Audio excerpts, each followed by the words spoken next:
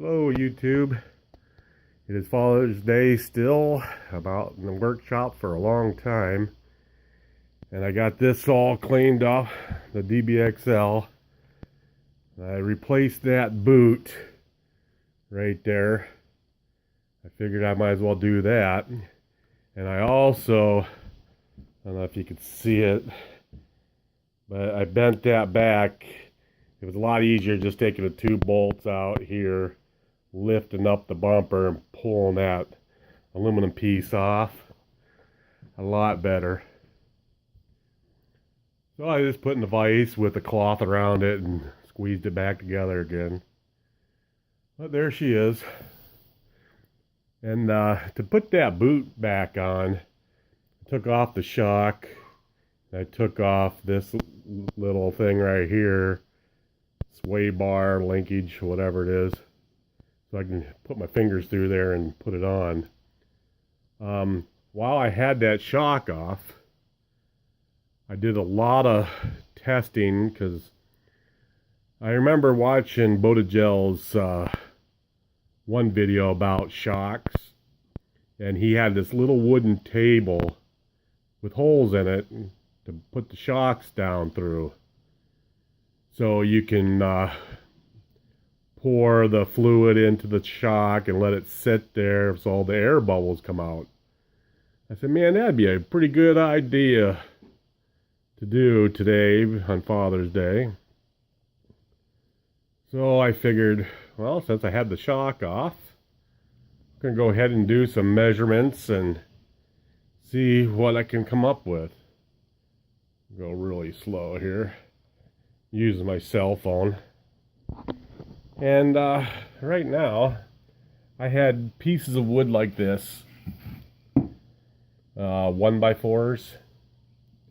You know, this scrap wood I had laying around, and I figured, well, I have more than enough to do that table.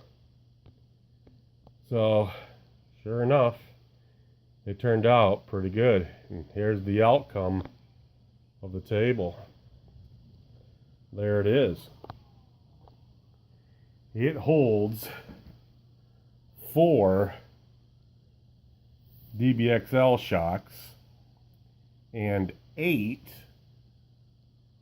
T-Max shocks for the back. So if I want to do all 8 at once, I can just put them all in there and leave them sit. And same with the DBXL shocks. I can set them up, put them in there, and they fit perfectly. I did a lot of drilling holes to find out which hole size.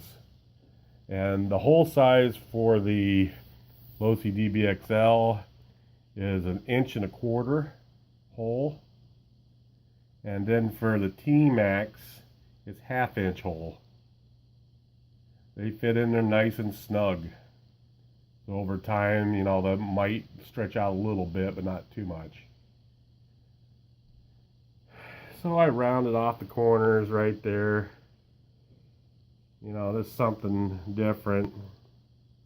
That's what happens when you have glue that's spilt and you try to get it off, sand it off, and you put stain over top of it. It just doesn't want to stick to the glue where the glue was at.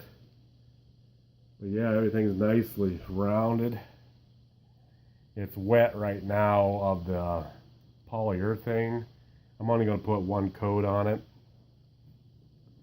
And yeah, that turned out fantastic. I rounded the corners like that, give it a little bit of style. But I want to thank you, Bodigel, for using your table so I had an idea of what to do. And yeah, this is called the RC shock table. So once this dries overnight, it'll be good to go. And the reason why I wanted to build it, because I had time today. I've been all by myself out here in the workshop, not being bothered. And I had spare wood. Also had stain. As you can see, everything's stained up on the cardboard. And then polyurethane is the bigger spots. I tell you what, having cardboard like this available is awesome. And I'll keep reusing it, then eventually I'll recycle it and then go for another piece. But yeah, there she is, all glossy and nice. I wish it stayed that glossy, but it won't. Till it dries, it'll be like a satin finish. Yeah, nice. Well, yeah, this is what I'm doing. I figured might as well get her done. And on to the next project. I'm not for sure what that's going to be yet. But we'll go back to the DBXL real quick.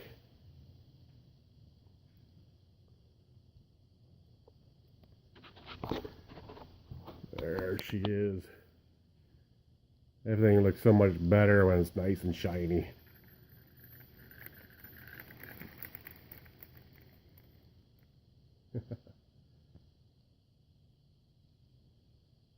Yeah, I thought about running one of my nitros today.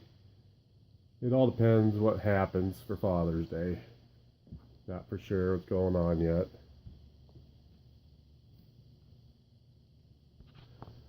Alrighty.